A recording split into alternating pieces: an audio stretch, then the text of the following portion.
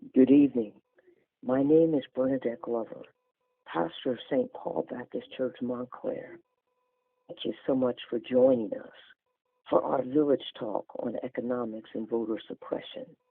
What energizes states nationwide to put bills in motion to delete names and muffle voices of certain citizens? If money talks, what are the economic whispers that bill writers hear? The economic whispers that enforcers of bills hear? I don't know, but maybe we should lend an ear to W.E.B. Du Bois.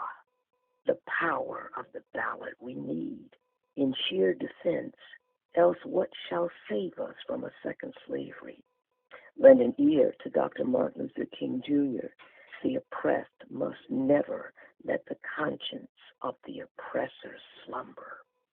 Reverend Dr. Janine Wallace, tonight's moderator, and panelists Reverend Darrell Armstrong, Ms. Dana Peterson, and Reverend Sanita Ponton, Dr. Melvin Thomas, lead us further. Let's lean in and join them around these matters tonight.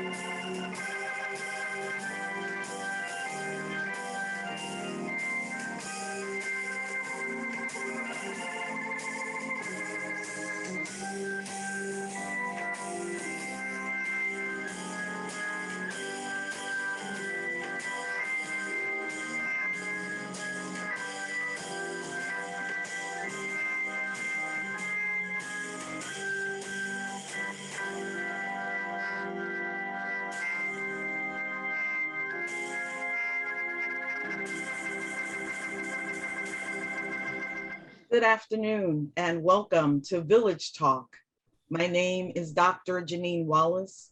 I serve as pastor of Ebenezer AME Church in the village of Harlem, and I have the privilege today of moderating this panel discussion that focuses on the topic of reparations and the economics of voter suppression.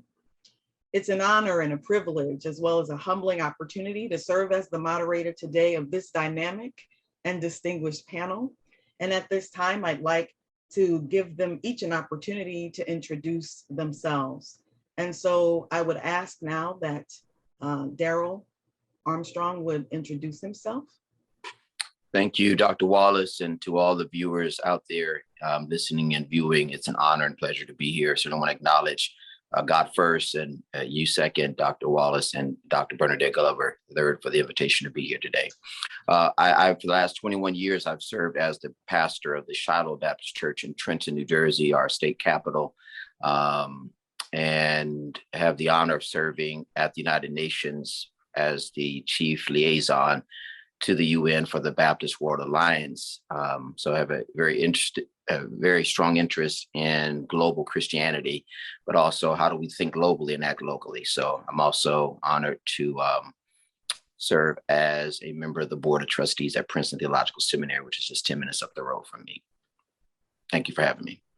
Thank you for being here, Pastor Armstrong. It's a blessing to have you, and we look forward to engaging with you this afternoon. I'm going to ask now Sanita Pontoon to introduce herself. Good afternoon, everyone, and thank you to Dr. Wallace, and especially a huge thank you to Reverend Dr. Bernadette Glover for the invitation. And I am excited to be with you all this afternoon. I am excited to learn and to share as much as I can. I currently serve as the pastor of Justice, Advocacy, and Compassion at Metro Community Church in Englewood, New Jersey. And I joined this panel not only from that perspective, but also from having a law background. I did attend Harvard Law School. I don't currently practice, but I do bring that skill set with me as well. And so I'm excited to be with you all this afternoon. Justice is close to my heart. I was an African American Studies major, so issues pertaining to the Black community in particular, and justice issues in general, and certainly how it relates to our faith and how we need to walk out our faith, as Jesus would say, with justice, is important to me as well. So thank you, and I look forward to our panel today.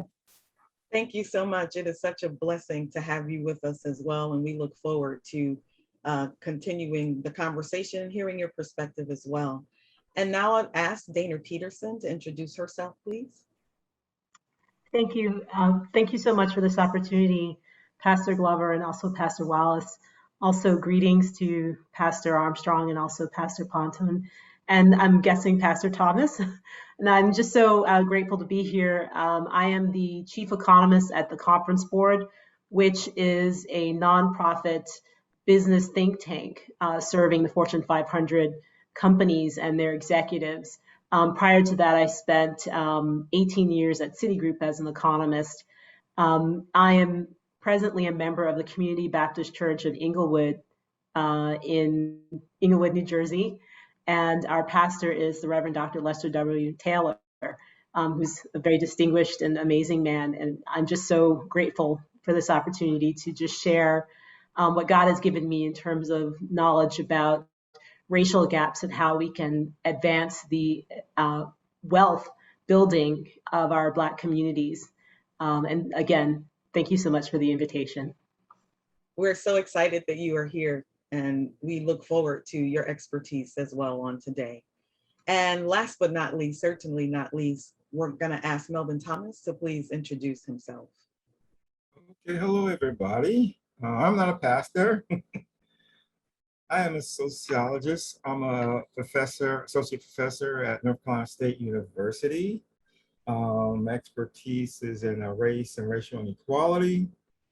Been doing this for quite a while. And in fact, Bernadette Glover and I were classmates in college. So that's where I've known her for a long time. So, so I will come at this from a sociological perspective, I guess. So that's it. That's great. That's fantastic. Thank you so much. And we again are excited about the fact that you are a sociologist, and we look forward again to this very rich and dynamic conversation that we will have. And as we begin our sharing today, we are appreciative of Pastor Dr. Bernadette Glover for this opportunity to be able to share in this virtual space, to have this very relevant and on time conversation today. And so again, thank you, Dr. Glover, for this opportunity to share, and now to these distinguished panelists. And so as we begin today's conversation, again, around reparations and the economics of voter suppression, this is such a multi-pronged kind of conversation, but I'd like to hear from you as we begin the conversation, very briefly about what your thoughts are on reparations as we seek to coalesce around this conversation about how economics of voter suppression are connected. And so anyone can start, but what is your point of view or your perspective about reparations?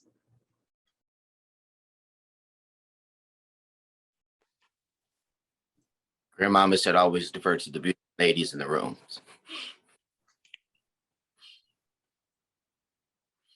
I guess I'll begin. I'll start by saying first and foremost that I do believe in reparations, and I think any conversation about reparations, and I'm glad that we're going to be talking about voter suppression and the economics around that, because I do believe that reparations has to be economic. What was stolen was labor, and the way that we compensate labor in this country is through wages.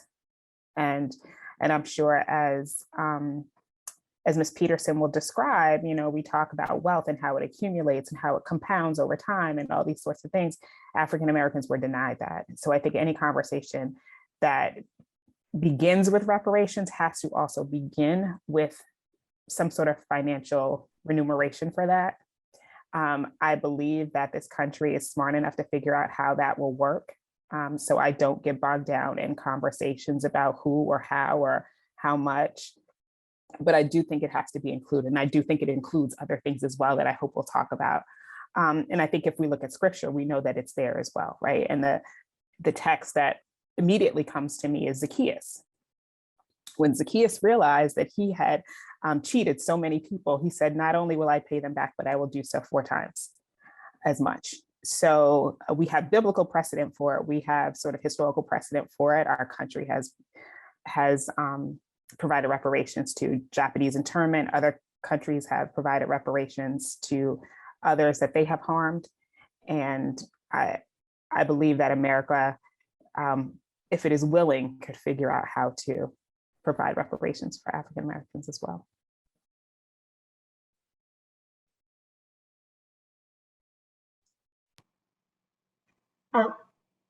Sorry, Dr. Thomas, were you going to weigh in?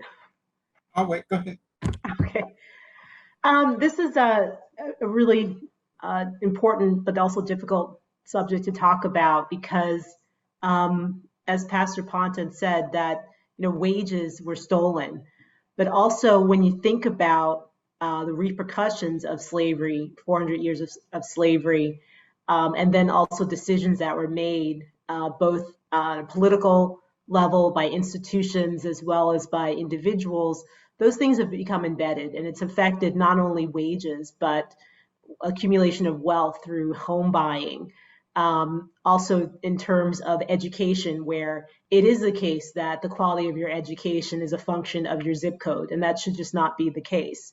And where you have, in areas that are more segregated, you have less accumulation of wealth and building of wealth. And even when people attempt to build wealth, so for example, there's a study that came out just today from the NBER that talks about the effects of the Tulsa race riots on home ownership. And it turns out that not only was home ownership suppressed in that region, it was suppressed across the country, depending upon how much people heard about the event. And essentially, the event told Black people that if you accumulate wealth in a form of housing or any form, that can be easily taken away from you.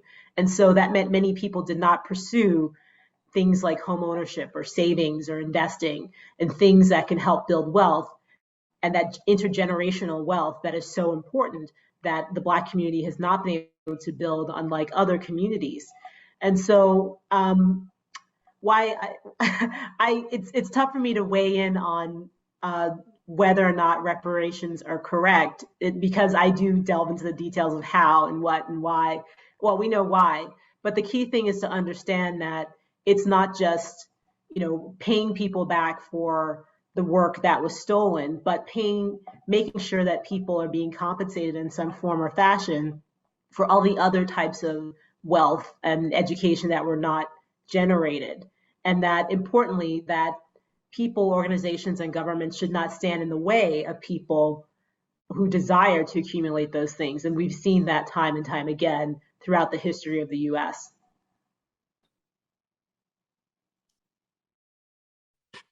Now, so for me, when we talk about reparations, the biggest issue that we have is dealing with the belief that reparations are not deserved. That's the dominant view, especially amongst whites, that, one excuse is it's too late. All the slaves are dead. It's a long time ago. So it's too late. The other argument is, well, Black people have been given all these rights now, so we've pretty much done reparations, sort of, because we have all these civil rights laws, and we had a Black president, and and Black people they're no longer slaves, and buy property, and they're free now. So we're done here. No need to do. So you have that. So So we can't really get to the how when we don't understand the why and debate the why. Those the argument that, okay, reparations are deserved because there was injury here, and there needs to be repair. But those people are outnumbered by those who say, well, it's all in the past, and or it's not deserved, or some other excuse. And also there's some people that really don't understand the extent of the inequality. They don't understand the extent of the wealth inequality, and they don't understand how white people are benefiting from the inequality. So they don't understand. They maybe can understand, well, Black disadvantage, but they don't understand white advantage and how those two things have been linked historically. So we have to fight that battle first. I mean, we can't even get affirmative action. That has been put down and outlawed in some forms. And so, something very conservative or like affirmative action, we can't get that. That's reverse discrimination. We can't even get that. How are we going to talk about reparations? And so that's the dilemma that we're in right now. I come at this conversation with a interesting gift from God. And I say it that way because I sit on the board of Princeton Theological Seminary. And for some of you who may have read our slave audit that was released 2 years ago, Princeton Theological Seminary is one of the founding institutions of the American Colonization Society. So back in 1817, 1819, white Presbyterian pastors and theologians at a flagship theological institution decided what to do with free Black folk. And they, instead of saying they can live side by side with us, instead of saying they can live in the same country, just not next to us, they said, no, send them back to Africa. And it was modeled on the Sierra Leone's slave repatriation project that the British had done with the Blacks who had supported the British and lost and found themselves in Canada, then found themselves in West Africa and Sierra Leone. And here's the key point that I want to make. I always make in this conversation. The American Colonization Society was a for-profit organization.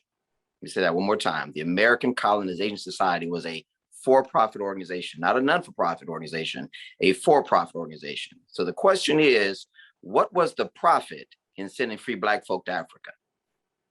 What was the profit that white people stood that made George Washington's nephew say, sign me up, I'll be a charter member of ACS? What made white folk through the Americas in the early 19th century say, I see something in that organization and I'm gonna pay money to join it? And I contend that the profit was twofold.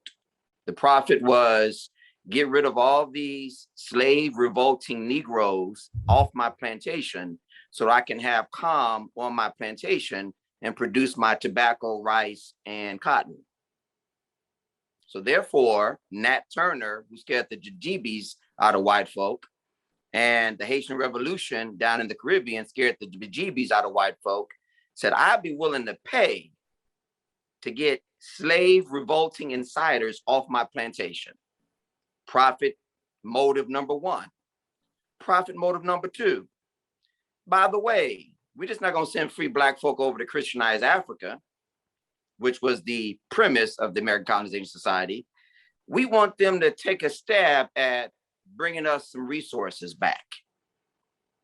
And I contend that Liberia, which is the nation that was founded out of this repatriation experiment, Locke Carey, God bless his heart, who went over with the extreme idea of perhaps creating a new society of free Black folk. It is the question, why was Locke Carey and other Black folk not able to run Liberia for the first 21 years of its history? Founded in 1821, Liberia did not become ruled by Black folk until 1847. Who ruled Liberia for the first 26 years of its existence? White governors, white shareholding men from America ruled Liberia for the first 26 years of its history. You cannot convince me that in those 26 years before they gave the reins over to Black folk, remember, they weren't free Black folk. They were Black folk who were hand chosen by the white governors. You can't tell me that the profit wasn't in gathering resources and minerals or whatever else to bring that resource back to America. And so therefore, in 21st century America, Firestone Rubber Plant, still to this day, has a 100-year lease on the largest rubber plantation in Africa with no manufacturing taking place in Liberia. And so they get the rubber, send it back to America.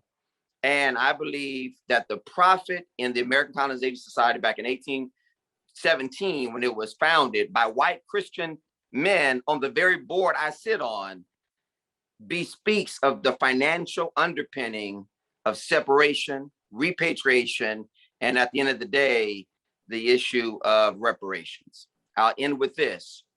If America could find a way to give land to its Native American populations from whom it took land, and create and keep a Bureau of Indian Affairs, why couldn't we keep the Bureau of the Freedmen's Bureau?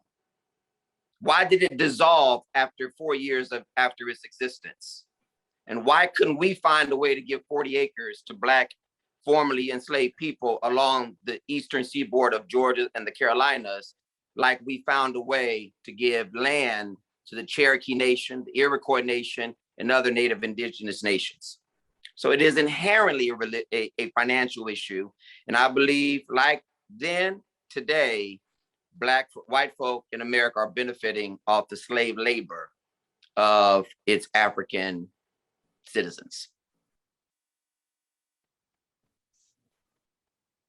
Thank you, Pastor Darrell Armstrong, and all of you for weighing in on the idea, the conversation around reparations.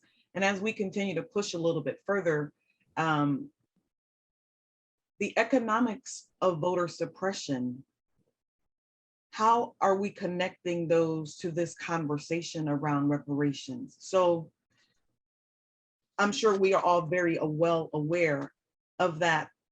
The 2013 Shelby County versus Holder decision by the Supreme Court gutted the Voting Rights Act. We're fully aware of that. And the voter suppression continues. What I guess exacerbated the situation, if it could be exacerbated anymore, was COVID-19 pandemic. That raised continued fears about voting in person for some places, as people were being moved from their homes, risk losing their homes, and what would happen if they moved and they didn't update their voter registrations when and if they moved. What are some of your thoughts around this voter suppression and the connection that we are now seeing, continuing to see with the economics of this voter suppression that continues to rear its ugly head? I'm just going to say quickly, white folk are still rolling over in their grave that a Black man and a Jewish man represents one of the most racist states in America. And they said, never again will that happen. Never again will we allow a Jewish man and a Black man to represent Georgia. And we're going to do whatever we need to do to keep them from voting. Stacey Abrams, God bless her heart. My God, my God. But it is clear to me that the economics of COVID legislation and all of the rebuilding monies that have been voted upon, how could white folk allow a Black man and a Jewish man to represent them in spending that kind of money? So there's clearly a link between voter suppression and reparations and other issues of justice. Yeah, it's about trying to stay in power when your ideas and policies aren't popular. So since instead of trying to reach voters, you suppress them, instead of trying to reach Black folk with an argument of why they should vote for you, you come up with schemes to make it harder so that you can drop a few percentages, and that can make a difference between winning and losing in a close election. So you say, okay, we'll make the early voting shorter, so it'll be hard, or we won't have evening voting, so people who work can't vote, or we limit the number of drop boxes where you can vote in Black communities. You just make it harder, make it a lot, the lines longer, the drives longer. Oh, you can't bring somebody food in who's in line in the heat or the cold or the rain or wherever the weather is like in November, right? Hoping that, that's going to drop the percentages down. That's going to lower the turnout.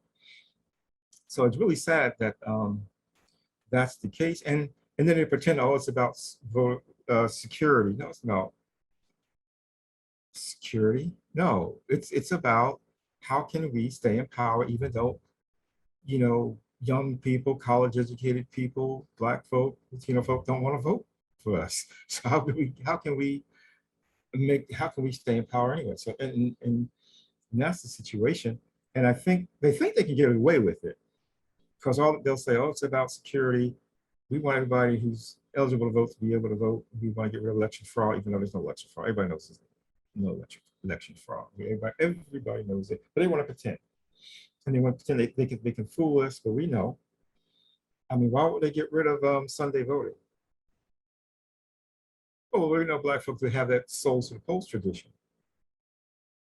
So if we outlaw souls to the polls, then maybe Black folk won't vote. I don't think it's going to work, but that's the thinking. There was never any fraud associated with Sunday voting, never. Not my case. But we'll pretend that it is, and then maybe we can stop Black folk from voting so much because but I think that's going to backfire. I think church folk want to vote more so because they know there's these efforts to try to stop them. It's just, you want to take something away from somebody, they're going to fight hard to keep it. And it'll become, I think it will, and it has been a rallying point. You're going to take away our right to vote? You think that's going to work? Oh, guess what? We're going to make sure that it doesn't. So, yeah, and that was, the election of Barack Obama, the senator race in Georgia, the election of Joe Biden. All of those were reasons why we have this voter suppression, because we don't want those things to happen again.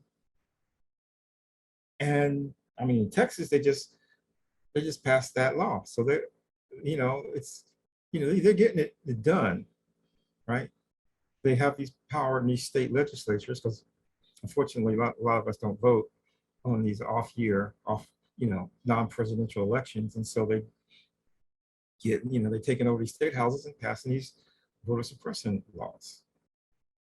The Supreme Court has not defended our right to vote, and Congress is not doing it. Congress is, they have the laws there, passed by the House to stop all this nonsense, but you need that 60 vote supermajority in the Senate, and the Democrats, or some of them, don't have the courage to say, let's get rid of this filibuster so we can stop this voter suppression and guarantee voting rights for all citizens. So that's where we are. I would also add that, I think this speaks to how important voting is, and has been throughout the existence of the United States, and how there were always attempts to declare certain groups ineligible to vote. You're a woman, you're a slave, which, you're not even a full person, you're 3/5 of a person. You're not American, you're not this or that or the other, and that, the definition of what someone who's eligible to vote keeps changing, or you don't have the proper ID, right? So for example, in Texas, you can use your gun license as a form of ID to vote, but you can't use a college ID. So, and again, it speaks at the demographics where the Census Bureau came out with this, 4-year, last decade, and then again this decade, where America is more diverse, and people who like a certain structure for power in the United States understand that as a nation becomes more diverse, that power is going to be lessened. So how do you push back against that, right? You can't, it's very difficult to deport people, right? So you try to declare them non-Americans, which is something the prior administration attempted to do. And, with, saying that if you were born in America, that's not enough to be a citizen. But also, finding these ways, as Dr. Thomas mentioned, of essentially telling people that they're ineligible to vote, right? And that's one way that, as Dr. Thomas said, kind of a minority opinion and minority group of legislators can stay in power, right? By suppressing who can vote. And also speaks to, not only preventing younger people and minority groups, but also persons, who have been previously incarcerated, right? So if they are essentially prevented from reentering society, and even though they paid their debt to society, it's never really forgiven, then you have this whole cohort of people, many of which are persons of color, who are not eligible to vote, right? So I think that this is, just such an important topic. And I agree with Dr. Thomas that it was all this voter suppression that's happening is a reaction to the fact, and also Pastor Armstrong, to having, the first Black president who was president for 8 years, and also the Democrats being in power and essentially being able to have that power in Congress because Black persons and young people and minority groups came out and voted. I completely agree. I think the narrative that we have been taught is that, every vote counts, and that's not true. If we go back to civics class, we know that our system of government was never designed so that every vote would actually count equally. That's why we have the Electoral College. And so there's always been this undercurrent in our history as a country that says we don't actually want the popular vote. We don't want the masses to vote. We don't trust them. So we just need to figure out how we can harness power with this minority of people and kind of let them rule the country, right? And history also shows us this pendulum effect, right? So you've got emancipation and Reconstruction, and then you've got Jim Crow, right? And so we just constantly go back and forth with strides that we hope we are making as a Black community, and then the backlash comes and hits us. And unfortunately, we are always playing catch up. And I think that's the part that really hurts us as a Black community, and where economics is really involved in it. Dr. Thomas, you talked about, how voter laws have changed when people can vote, the times of day you can vote. Well, if you are a salaried employee, you can take time, you can take a longer lunch hour, you can take PTO and spend 4 hours in line. But if you're an hourly employee, you can't do that. Those 4 hours are 4 hours you're not getting paid. What about childcare? What about if you're elderly? All those things are impact whether or not people vote, and whether or not people feel like their vote even matters once they do. And so I think all that is so important. And we know why, as everyone has stated so brilliantly, we know why they don't want us to vote. And unfortunately, we need to harness that same sort of power to say, you can't take this away from us, because we recognize the power that is embedded in the right to vote that our ancestors fought for.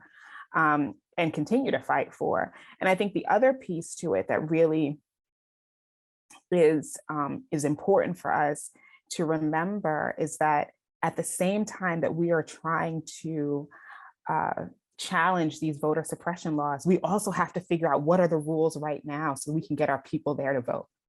And so, my heart breaks for Georgia because they're challenging these new voter laws. And at the same time, Raphael Warnock has to run again next year. So we've got to make sure that we keep that, that seat. And so we're constantly playing these dual roles of, fighting and catching up and figuring out what are the rules right now so we can get most people out there to vote and really make the impact that we'd like to make. And so, so thank you, because this conversation is causing me to continue to think, right? As a group of people, as a race of people, as African Americans, the sentiment has been our votes every vote is not going to count, right? And so if we are completely aware of that, what can we do as a group of people to challenge the electoral college process? What can we do as a group of people as well to make sure that we are united, that we're galvanized, so that we can maintain our seats, that we can maintain some of the gains that we have? Because again, if people feel like what they're doing doesn't matter, why would they want to do it? And so what are some of your thoughts? Well, if the votes didn't matter, they wouldn't fight so hard to stop it.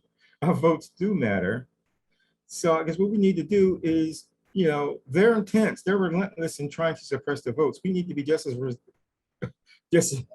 resilient and fighting against that and voting and getting people to vote. So we got to be just as committed and dedicated to defeat it. And we may not have, they have the power of the state offices, but we still have our community, and we can fight. We can figure out, okay, what the rules are, and we can do whatever we can to make sure that our churches, our community, everybody can vote. Everybody knows what the rules are, and we can facilitate it.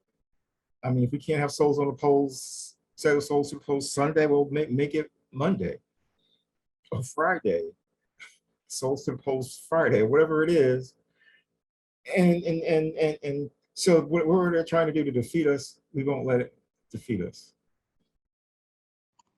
I think there are plenty of things that we can do. Education is the first, as Dr. Thomas said. Every vote does matter, and we've seen that with these very close elections.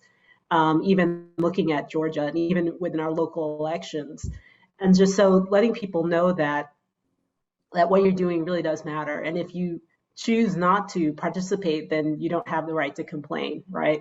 And then what churches can do within communities is, be a polling site, send out information, help people to get their ID. If it's the case you live in whatever state and you need an ID, well, help people to gain that so that there are no excuses, right? Making sure that people are aware of their options. And again, that goes back to education, and that's something, education and then participation, right? Where where churches can do a lot to help the community to be engaged. And I would have to say that, one thing that was positive that came from the experience of the prior administration is the focus on civics. All of a sudden, people learned about the Electoral College, something they'd never heard of, right? All of a sudden, they cared about the balance of power in Congress. They cared about things like, the filibuster and reconciliation in Congress. All these, weird terms that no one really cared about. All of a sudden, were a splash on the front page of the newspapers. And so I think if we can continue in that education of civics, especially our younger people, and also helping our elders to get the proper ID, that there's a lot that we can do to maintain the momentum, to make sure that this privilege and this right that we have to vote and choose our leaders and choose what happens in our communities is not taken away by this, death by 1,000 cuts through all these changes in the way that you can vote and your eligibility to vote.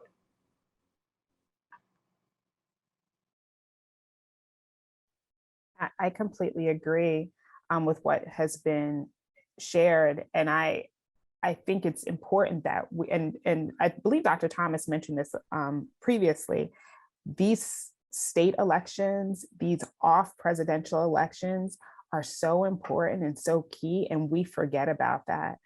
We forget, so the push not just to vote, but to vote every opportunity. Your school board, your state legislators, your city council, all those things are just as important, just as critical to moving the needle in the direction that we want to go. We can't show up. We can't just wait and show up every 4 years. There's an election every year for a reason.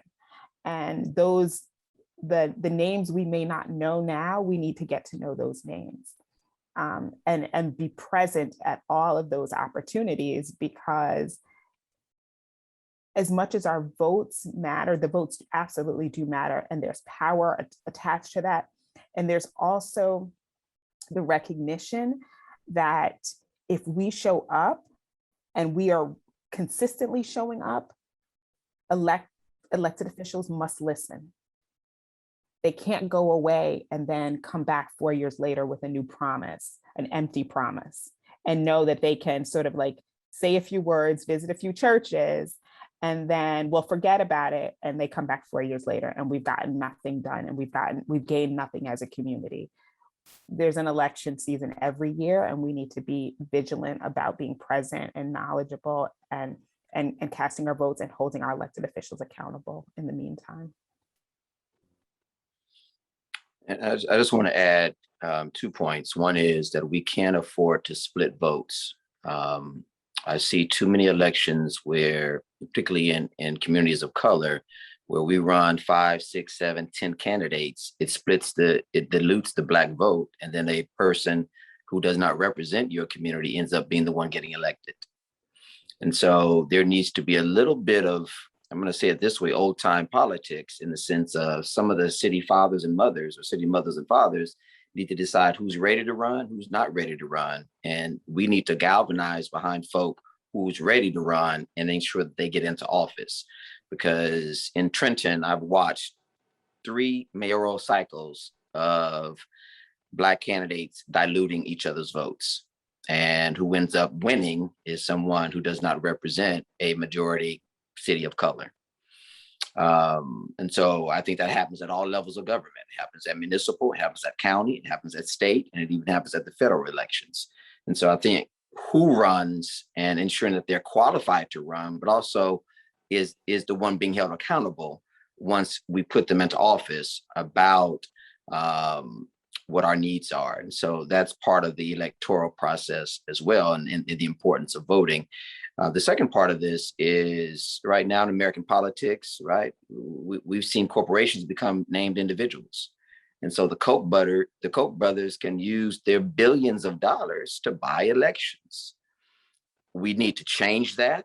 Until that change occurs, we need to ensure that our Black millionaires and Black billionaires, Oprah, Jordan, and others, right, are continuing to put their money in places that counters that influence.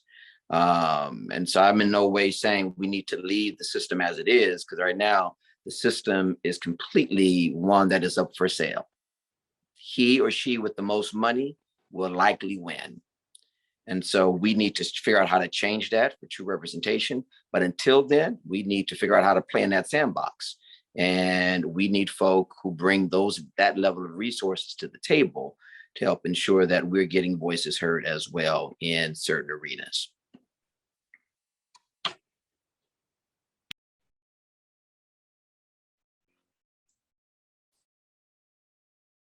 So where do we go with the economic conversation in regards to the fact that there is such a disparity between Black folks and other folks, white folks, as far as the economic levity that we have, that we can bring to the experience in regards to the wage gaps.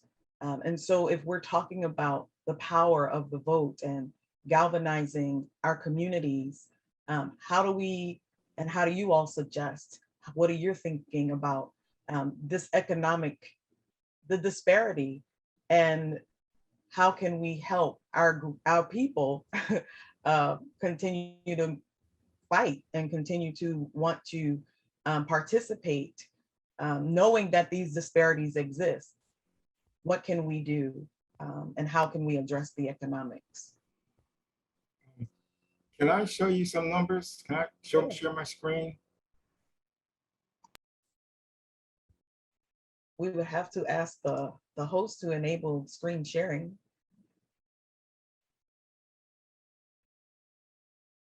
Oh. Okay, is the host available? Let me try and get the screen sharing capability happening. But in the meantime, would someone care to respond? Sure, I can jump in there. While I was still at Citi, I worked on this report about racial wage gaps, economic gaps, and we looked at gaps between Black Americans and white Americans in terms of education, wages, employment, access to housing financing, and access to business financing. And we added it up over the last 20 years, and it turned into $16 trillion left on the table. Those numbers are insane. And meanwhile, you didn't have close to 800,000 new Black homeowners during that time. And, the astonishing thing is the fact that if we close those gaps immediately today, we could generate something like $6 trillion worth of money for the US economy that would benefit everyone. So, so those were the harsh numbers in terms of what's been lost, the good news about what could potentially be gained. But the hard part was, what can everybody do?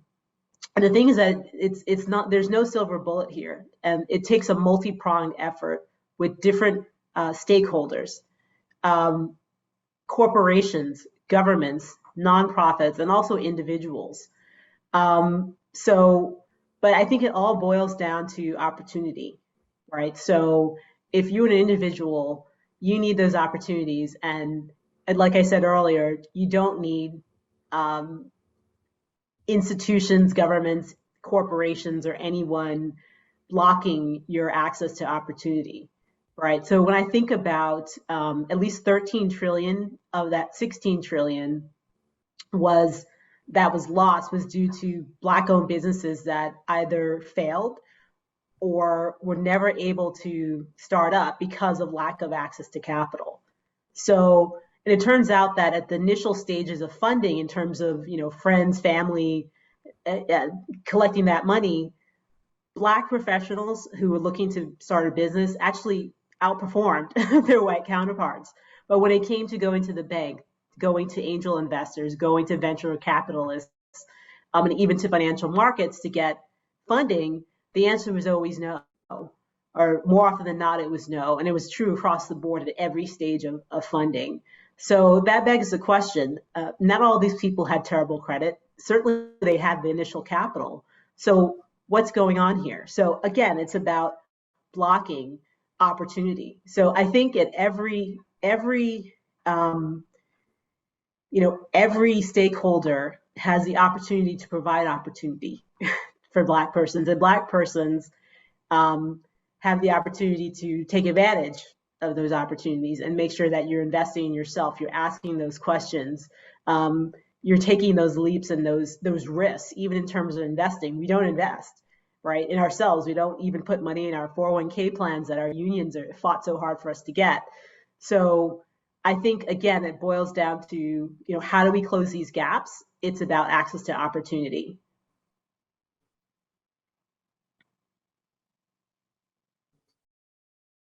Good. Okay, I think I can share the screen now. Let me see. Oh, it's still disabled. Uh,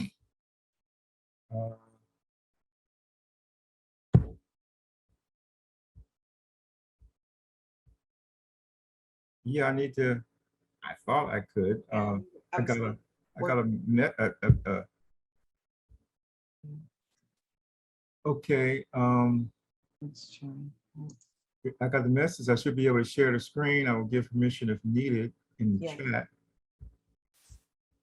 Okay. Well, guess not. Let's try one more time. Sorry about that, Dr. Thomas. Host has disabled participant screen sharing. Okay, well, I can tell you some of the things I was going to share. Here's one amazing statistic. There are 400 households, 400 that have the top 400 in wealth. They have more wealth combined than all Black folk combined in the entire United States. Think about that. 400, more than the millions of Black folk. And also more than Latino households as well. And one of my graphs, I'm going to show the chart of that. It's just amazing that these 400 households have more wealth than all Black people in the entire United States, if you add it all up. Another chart I was going to give you is looking at income inequality, looking at real income from the 40s all the way to the to recently. There is no. I think you're able to share your screen at this point. Oh, okay. Well, let me see. The well, here, this is what I was just saying. Can you this is looking at household income by race from like 67 to 2018 for the different groups. And you see the groups at the bottom, the group that's at the bottom there is Black folk.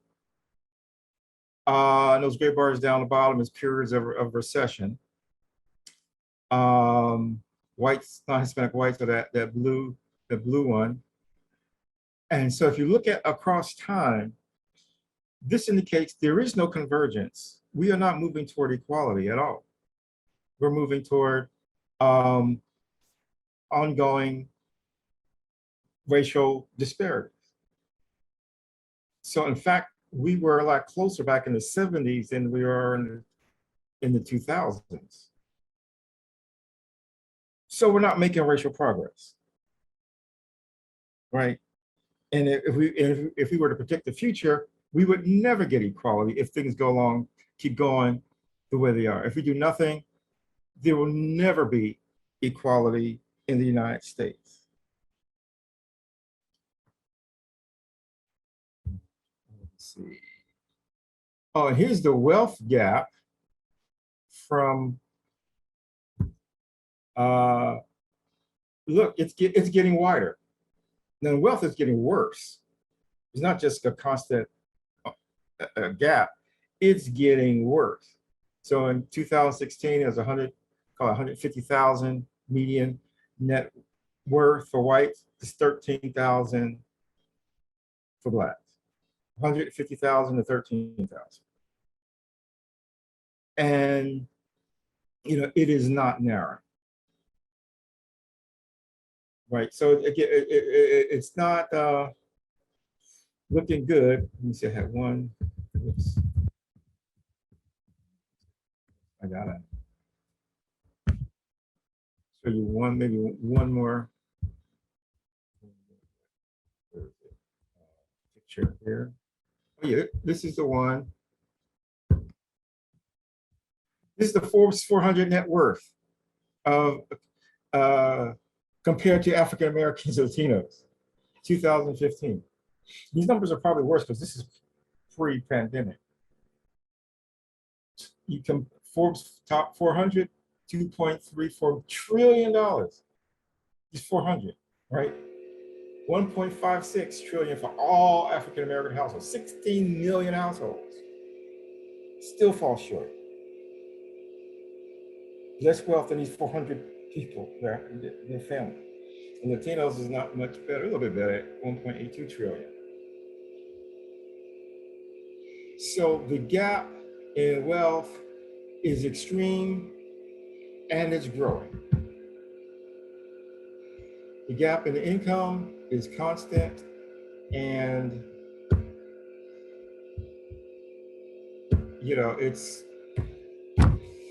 we're not moving toward equality by any measure. I mean, the inequality that we experience, the racism that we're experiencing is less brutal than in the past, it's less in your face, but it's still, in terms of economics, it's still here with us, affecting all of us. Because that wealth that wealth that was stolen from slavery, Jim Crow segregation, to redlining and housing discrimination, that wealth gets passed on from white households to their children, their children's children's children, and the deficit is passed on, for Black folks, their children to us, to our children. And so white children are getting more, they're getting a head start in life, and the Black children are starting out at a deficit. You gotta catch up and maybe work hard, make a lot of money, somehow get the American dream, but they're starting out as a deficit. White households, they have that equity, 150,000, that's the median. That goes to the children. That 13,000 goes to Black folks' children. Big disparity. So our children are running behind. So that's something that really, really we need to address seriously.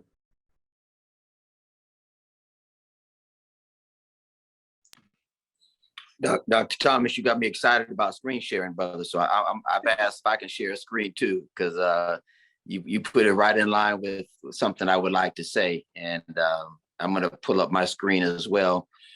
And technology is great when it works, right? So I think you all can see that. Can you see that? Yes, we can see that. So this is a slide that I often use to talk about poverty in America, particularly among children. So child poverty rates. I do a lot of talking around national speaking around foster care and child welfare and family strengthening. And Dr. Marian Wright Edelman of the famed Children's Defense Fund used to always put out something called the State of the Children report. And the last one that I'm aware that they put out was in 2009. And so I borrowed some of these statistics, these slides from their report. Just Google State of the Children report, Children's Defense Fund. Nothing proprietary about this. But I really want to just share, number one, you see that Black children have the highest rate of child poverty, right, across the race. Hispanic, not too far behind us, but significantly so. The gap has only increased. We saw a slight kind of convergence of the gap between Black and Hispanic children in the early 90s. But then if you look at white children and Asian children at the bottom, the least amount of child poverty. Children who grew up in poverty are least likely, we know, across all indices, to overcome their childhood adversities and trauma. But here's my point, to speak to your point, Dr. Wallace. What can we do? Look at the 1959 to 1969 timeframe. Why is it that child poverty in America went down in those 10 years, right? No other time. Now we do see declines, even for Black children, fairly significant, and again, in the 90s. But nothing as significant as what we saw in 1959 to 1969. And so as our legal expert on the panel, Sister Pastor Ponton would tell us, right, what happened in 1959 to 1969. Our chief economist would tell us, our sociologist on the panel would tell us We all know what happened in 1969. We had a war on poverty. And when we want to do something, we can do it. So we reduced the child poverty rate by almost double-digit numbers from across all races now, from the late 20s, or from the 29th, 28th, 27th percentile down to about 15, right? A double-digit reduction in child poverty in the United States of America, LBJ's war on poverty. And what came out of that 10-year period? Dr. Mary Wright Edelman would tell us, right? Freedom Summers came out of that period. All of the federal TRIO programs, right? Your Upward Bound programs were founded in and out of the war on poverty. Your EOF programs for college students, your talent search programs for your middle school students. The federally qualified health centers were funded in this period. So when we want to reduce poverty, we can do it. I believe we have chosen to let the poverty rate, not we Black folk, not we brown folk, not we BIPOC folk, but somebody has made intentional decisions to not reduce the child poverty rate and allow it to increase double-fold from where it was for Black and brown children in what was arguably one of the most tumultuous decades in American history, 1960 to 1970. So my point is, we need to get back with putting folk into office who can pass legislation that can uphold what we know it to be right and just, which is reducing child poverty is what's going to lift folk out of poverty, and promoting educational opportunities like talent search, Upward Bound, and EOF programs to get more of our students into college and into training programs. This false debate between the Talented 10th and training programs, Booker T. Washington and W. Du Bois, is not either or, it's both and. We need both and to make sure that our children and our Black and brown families are lifted out of poverty. And you can't do the Horatio Alger perspective. We ain't even got boots with bootstraps, let alone to pull ourselves up out of poverty. So my point with this, always showing this slide, is look at how we can reduce poverty 40, 50, 60 years ago. Why can't we do it now? Also, along those lines, this actually, the Joe Biden, his what do they call it? The income tax credit or whatever is purported to reduce child poverty significantly. Now, I like to see, that actually come out, but that's the prediction, and just that is going to reduce child poverty. But that is a scary statistic, because you have one every 3 kids, Black kids, are growing up in a poor household. Yep. That means that they're in a household that doesn't have enough income coming in to meet basic necessities. So they can't meet basic necessities without some help. So they're growing up in an atmosphere of deprivation. And not only do they have to deal with being in a poor household because of segregation, Black poverty tends to be concentrated in Black areas, the hood, the ghetto. So not only are they poor, everybody's poor. Neighbors poor, everybody's poor. Nobody has money, everybody's struggling. And so the worst aspects of poverty get compounded. Poor white kids, their neighbor may be poor, their community won't be, they're not as likely to be poor. The community is more likely to have resources. In the poor Black community, there's few resources. There are few jobs, there's few business investments, the schools are bad, no teachers want to teach there. The housing market is depressed because nobody wants to live there. Infrastructure is terrible. Environmental pollutants are, everywhere. In Flint, they can't even drink the water without being brain damaged by the lead. So it's even worse than those numbers would suggest, because that poverty is concentrated in these poor areas. And that just makes it worse. Only people who have money are the people selling drugs and doing illegal stuff. And we expect kids to come out of that environment whole. right? And not damaged by that. It's amazing that so many people do come out of that environment and do well. But some of them are just not going to make it. They're not going to survive.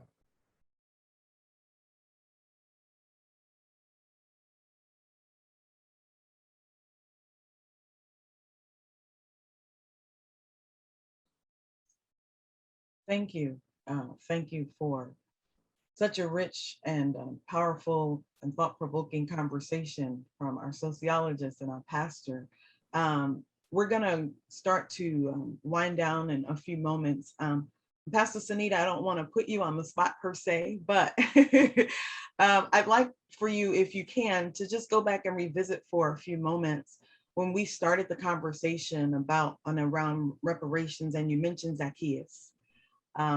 That we have the biblical example and we have the historical examples. Could you talk a little bit more about that as the pastor of justice? Where could we go from here? What would be some potential next steps? Thank you. Thank you. So in listening to this conversation and in thinking about, the slides and all that we have talked about, I think we have to remember, because it can be overwhelming, right? And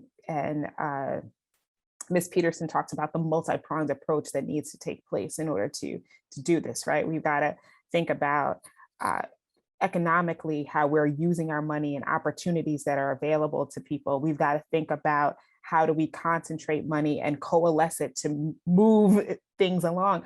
And we've got to think about how do we be creative while we are figuring out how to get more money, right? So if we look back at the civil rights movement, we see that these movements were funded, yes, by entertainers and athletes and those with money, but it was also funded by, women in the kitchen cooking dinners.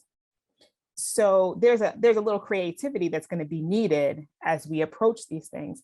But I think the greatest thing that we have on our side, and this is the Christian and the pastor coming out of me, is the hope of Christ in all of this, right? So we don't go into this discussion, we don't go into this conversation defeatist, because we know that there is a hope behind us and in front of us. And we also know that we are on the side that God, when he looks down at his people, he looks at those who are oppressed, those who are hurting, those who are impoverished, those who are on the margins, and that's where he aligns himself.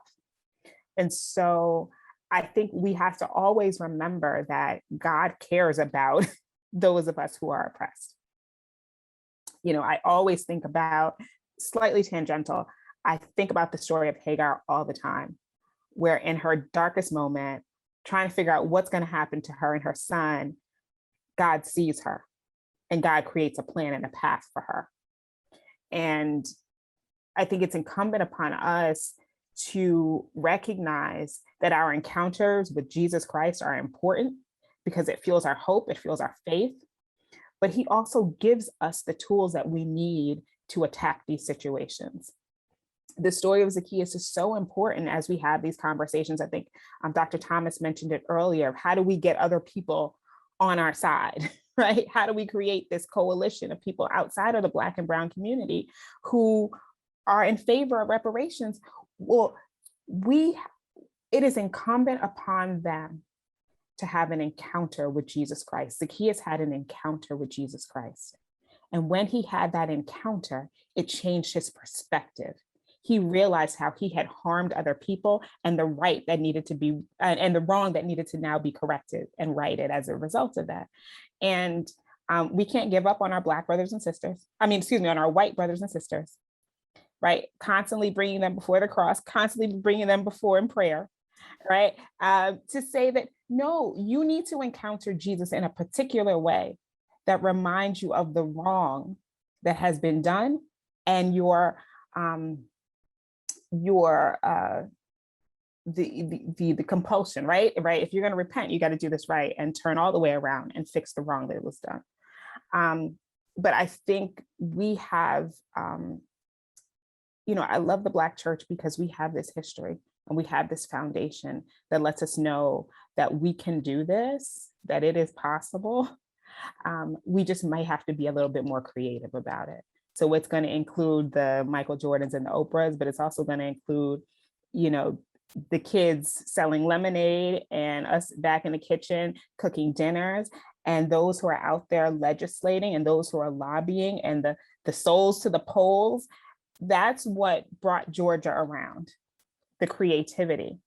And I believe that that's what's going to really move the needle for all of us, that we find our place in it somewhere, but that we do something, whatever that something looks like for us, that is accessible and attainable for us, that we find our place in it, and that we're moving in a particular direction that is leading towards liberation, that's leading towards voting access and opportunities, that's leading towards economic and opportunities for our communities.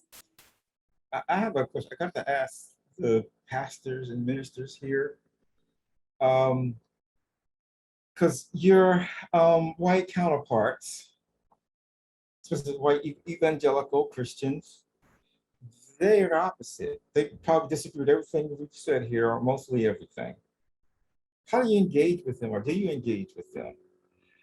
They have supposedly have like faith, have the same Bible, right, and the same doctrines, but yet they overwhelmingly support Donald Trump, voted for him twice, believe that God put him there, right? How do you engage with your white Christian brothers and sisters, you know, at Princeton Theological Seminary, or the church down the street, or those that you engage with that are, you know, how do you reach? Do you try to reach them, or do you say, oh well, they're lost? What do you do? What are your experiences? I want to hear.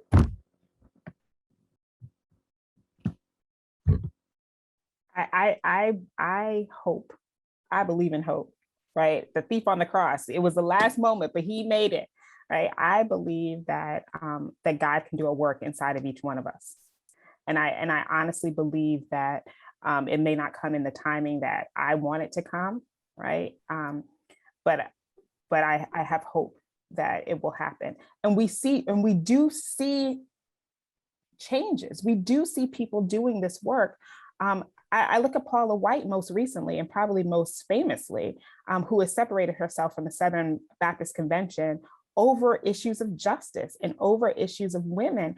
And she has been lambasted by white evangelicals, and they've called her every name in the book twice over.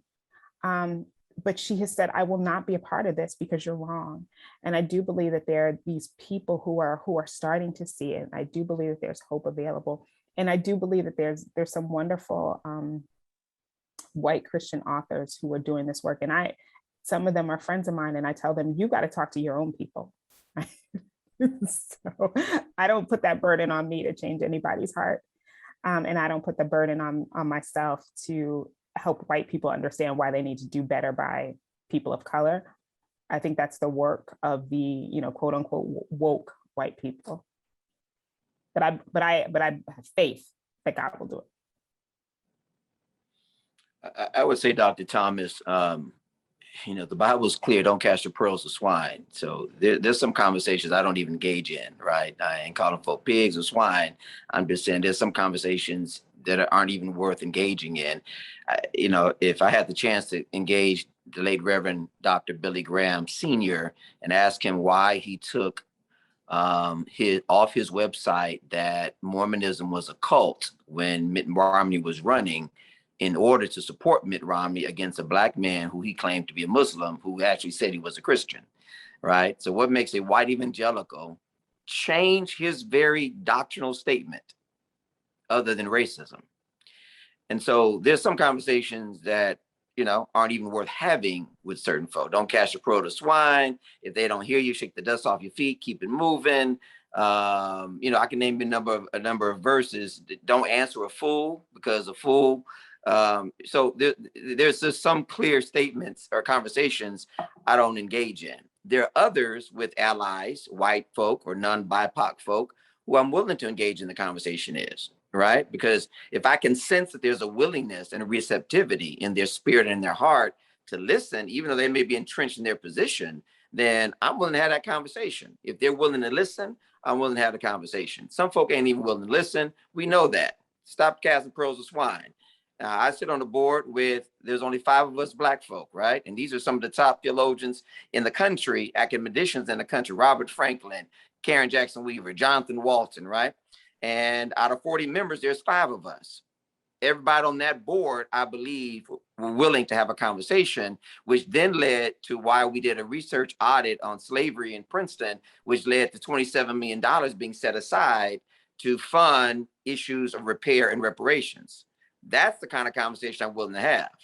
And so you got to be discerning and wise enough to understand there's some folk who ain't going to change no matter what you say. But you got to be determined and tenacious enough to say there's some conversations that are worth having. And our sister said it, right? Pastor Ponton said it. This, don't give up hope. Just figure out, be as wise as a serpent, harmless as a dove. I ain't trying to go down to the Southern Baptist Convention and try to shake up everybody. But if I can find a Southern Baptist pastor who I think can be strategically located, I want to have that conversation with him or her. So for me, it's not that they read the same Bible, but they're not doing the same exegesis. So Bible, just like statistics and numbers, you can make them say whatever you want to say. There's something called eisegesis and there's something called exegesis. And there's a lot of white folk who engage in eisegesis, reading into the scriptures what you want them to say. Women, be quiet in the church. Slaves, obey your masters. Right? Spare the rod, spoil the child. So I have the right to make women shut up, beat my child, and keep folk enslaved because the Bible said so. No, the Bible didn't say that. Your interpretation of the Bible said that. Lets you say what you wanted to say. But true exegesis of God's words in no way contradicts what I believe are the principles and the precepts of true religion. True religion. James 1:27 says, true religion is taking care of widows and orphans in their time of need. True religion. Jesus said in Matthew chapter 6, don't be like the hypocrites. Pray like this, give money like this. No, don't let your left hand know what your right hand is doing. When you pray, don't use all these vain babbling words. So just because we have the same Bible, don't mean we're exegeting it the same way. And we know Christianity has been used to justify slavery, but that doesn't mean that I bring a liberationist lens, as Dr. James Cone says. Black liberation theology is different than white evangelical theology. Same Bible, different outcomes. And so thank you. As we are coming to a close of this very engaging and spirited conversation, I wish we didn't have to end. But as we are concluding, would I please ask each of you for 30 seconds of a takeaway. If you want to share one thing with our listening and viewing audience, what would that one nugget be for them today, that they can move forward, not just from today, but now carry forward as we're moving on, galvanizing, being empowered, being visible, being present, causing things to be remembered, and stirring the pot, as it were. 30 seconds, please, if you can. What would you like our audience to know?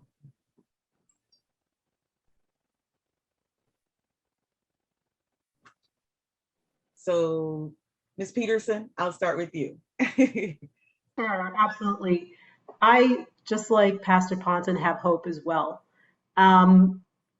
Definitely in the hope that our Savior provides for us to change hearts and minds. And indeed, we saw evidence of that during the Civil Rights Movement, where ordinary people turned on the televisions and saw other human beings being abused, right, and being mowed down, and it pierced their consciousness, right? And so I still have hope that can happen. I also have hope that when I think about the things that Pastor Armstrong has said, the economic motivations, that I think that many people are seeing the economic motivations for why racial gaps are wasted money and time and effort, right? Indeed, when we look at, I think it's the NASDAQ, for example, where they're enforcing companies that list with them to have DE&I initiatives, diversity, equity, and inclusion initiatives. Now that's something where the seat of wealth globally is saying to companies that you have to sit up and pay attention or else you can't play in our sandbox. And so when you give that an economic incentive, all of a sudden hearts and minds are changed. So I think between the power of Jesus Christ and also the power of economic incentives, that there can be these closures of racial economic gaps, and reductions in inequality and racism here in the United States. Thank you so much. Thank you. Dr. Thomas? Well, I would just say that, situation, I put some grim statistics up there, but I think we all can contribute to making things better. So wherever you are, whatever space you find yourself in, start where you are, do what you can, use what you have, right? And because you can make a difference, even though, the situation doesn't look good, but you can make a difference. If you can get your community to vote and, organize and vote to try to get, people in power that can make a difference, right? That's important to do. So failure, it may look like a failure, but we can make some successes out of it. We can turn it around if we're motivated, if we're active, if we're doing what we can in the space that we're in. And just first, but we're not deceived, and we know it's not right. We know it's not good. We know it's bad, and we're not going to be fooled by anybody that says, we got it good. We shouldn't be complaining. There's no discrimination. Everything's hunky-dory. What are you complaining about? No, we're not fooled by that. So we know how things are, and we know that we need to continue to fight. So be encouraged. If we look at the civil rights movement, we look at our successes, it occurred because somebody decided, you know what, this isn't right. Rosa Parks is a classic example. This isn't right. But it wasn't just her, it was a movement. Right? It was a Montgomery Improvement Association, I think it was, and it was a movement that got behind her, and that changed the country. It was the men from A&T, that started the sit-in movement. They started it in the dorm, complaining about how things are. Oh, things are terrible. We can't sit where we want to sit. This is awful, awful, awful. And one of them said, you know what? Let's do something about it. You know what? Let's go there and sit there and wait till we get served. And that started the sit-in movement. So you never know what you can do if you get started. If you try, if you put forth the effort, you never know. You can change history and not even know it. Thank you, Dr. Thomas, for those final remarks. Pastor Sunita, anything else you'd like to share? Yeah, I would just say briefly that I do believe that the scriptures empower us to do these things, right? And I love Ephesians 3:20. It talks about God is able to do exceedingly abundantly above all that we can ask or imagine. But we forget the other part that says according to the power that works in us, which means that there is work that needs to be done on our end. It means that we have the power to do it, but it requires work. And that work is creative. That work, as it pertains to this conversation, is voting and getting someone to vote with you, educating yourself and educating someone else, and organizing with others and supporting those organizations that are already in power, that are already in place, so that we can move the needle. I believe that God wants to do the work. I believe that he's looking for people who, as we would say in the church, are willing workers. Thank you. And Pastor Darrell Armstrong. First of all, thank you again, Pastor Wallace and Dr. Glover. My 30 seconds, I put a link in the chat. If we can share it out to whoever's listening and viewing, I would love that. I am convinced that universities and colleges in the United States of America and around the world are economic engines that are sources of reparations that can change and help lift Black folk out of poverty. So I am convinced that you all should know that there's something called Universities Studying Slavery, USS. Dr. Thomas, I'm sure you know of this. It is a consortium of 100 schools around the world, particularly American colleges and universities, that have decided they're going to look at their history of slavery. But it's not enough just to look at your history of slavery. You have to do something about it. Brown University put out the Cadillac of these studies. Rutgers University has done it. Princeton has done it. Georgetown has done it. Yale has done it. Princeton Seminary is the only institution in that list of 100 that has put up any substantial money to not only study what happened at Princeton in New Jersey, but to try to put up scholarship money and change towards reparations. And so 27 million is paltry to our $1.1 billion endowment, but it's something. Georgetown sold 300 Black folk down to Louisiana to keep their endowment going. 300 Black folk were sold to keep their endowment. What are they doing for Black applicants now? We might give you preferential consideration. Are you kidding me? Your doors are open because of 300 Black folk you sold, and all we get is preferential consideration in the application process? No, no, no, no, no. You can do a lot more. In that link, says Pastor Wallace, it says the top 5 institutions in America has collective endowments over nearly $200 billion. That's the top 5. Collectively, of all the institutions, according to the Chronicle of Higher Education, $637 billion in American universities in their endowments. Black folk need to get on those boards, and we need to help control what happens to those endowments, because we can do a lot through the institutions of higher education in the United States of America. As one of my mentors and brothers say, Reverend Dr. William Howard, former president of NYTS, some of you know him, he said, American colleges and universities are the gatekeepers of culture and all of its vices in the United States of America. If we can get behind these institutions and change how they do what they do, who they admit, and try to get more of us in and out of these institutions, we will begin to see the poverty rate change in America.